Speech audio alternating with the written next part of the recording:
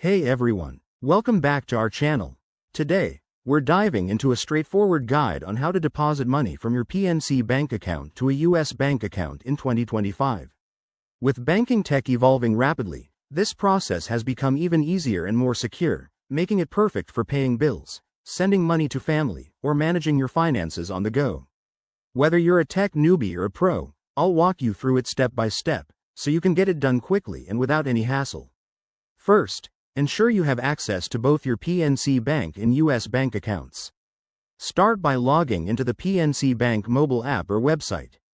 In 2025, the app has some cool updates like enhanced biometric login for faster access. Just use your fingerprint or Face ID if available. Once you're in, head over to the Transfers or Move Money section, which is usually right on the main dashboard for quick navigation. If this is your first time transferring to US Bank, you'll need to add the external account. Click on Add Account and enter the routing number and account number from your US Bank details. Pro tip: double-check these numbers to avoid any delays or errors. It's a simple step that saves a lot of time. Next, select your US Bank account from the list of recipients, enter the amount you want to transfer, and add any optional notes, like what the payment is for. Before you confirm, take a second to review everything.